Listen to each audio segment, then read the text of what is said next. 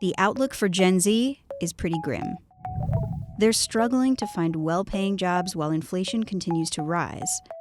So they're seeking out alternatives to the traditional 9-to-5.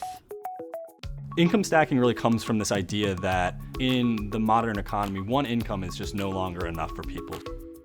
This one does a lot of business. It's like $5,000 a month. Their hands may have been forced by the increasingly uncertain US economy, but it's giving rise to many creative solutions. It's easy to come across the videos.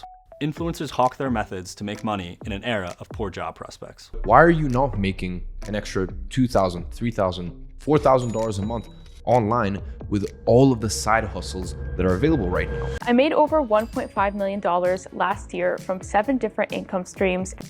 Gen Z, which are people that were born between 1997 and 2012, are increasingly disillusioned with the job market. One example is 24-year-old Micah Stanley, who opted out of a traditional 9-to-5 for a vending machine business that he has since expanded into multiple income streams. As a member of Gen Z myself, I think that I've definitely fallen into scrolling on the internet and comparing myself to all these other Gen Zers.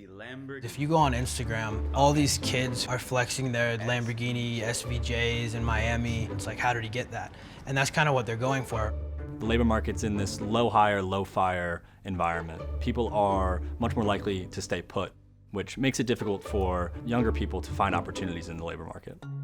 The unemployment rate among young workers, defined as people aged 22 to 27, is 7.2%, compared to 4.1% for all workers, according to Trump administration data. That's pushed Gen Z to consider alternatives like day trading, drop shipping, and content creation. For example, I spoke with Kara Torchia, a 25-year-old living in New York City who makes sponsored content for brands. If you've been in a car accident, this is something most people don't realize. Did you know you can actually get paid for delayed or canceled flights? It's the last day of June. I'm going to talk about how much money I made in my UGC business for this month. Starting from nothing in the beginning of the year, she says she's made over $10,000 some months. Torchia is pursuing this content business alongside her theater career. For her and others in her generation, a traditional single income doesn't feel stable enough.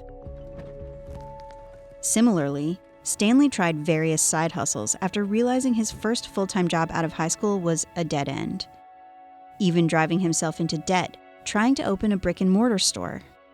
I put the last $2,000 down on a loan to buy a vape vending machine for $10,000 at the time. We put it in, and then the first month it did $3,000 in revenue. And then I was like, all right, this is it. This is the recurring revenue I was looking for. And then ever since then, we've just been scaling that, and we haven't looked back. We're buying vapes for $8, and we're selling them for $30. In June, we did $147,000 in sales with 154 machines online. That's almost an average of $1,000 per machine, which is really good if you look at snack vending or any other unattended kiosk business. There is $300,000 worth of Pokemon cards in this cage. Now we're placing all these Pokemon vending machines in these gas stations around Cleveland. Yeah, so far this machine's done $1,000. We've had it in for 2 weeks, which is really good. I also have a coaching business because when I started this business, I started making YouTube videos about it and realized quickly that there was a bunch of people interested in it. All right, so today we are installing a Pokemon vending machine inside of a convenience store. Not everyone will be as successful as what they see online. Income stacking is a way to sort of insulate your income streams. There can be feasts and famines month to month. Essentially, you're a small business, so you need to take care of your own healthcare, your own taxes, finding your own clients all by yourself. The job crisis is combined with an affordability crisis. Post-pandemic, just as these people are trying to get their feet underneath them, US consumers experienced surging prices for gas and housing. Even grocery prices rose 30% since 2020. By and large, wage growth has not kept up with the pace of inflation, which is really adding to the pressure that everybody feels in their daily lives. When everyday life feels expensive, it's no surprise younger generations are looking for other gigs. The rise of income stacking and side hustles doesn't necessarily mean the death knell of the traditional 9-to-5 job for Gen Z. Obviously, some people will still pursue that path, but income stacking definitely has opened up the door to different options for this generation.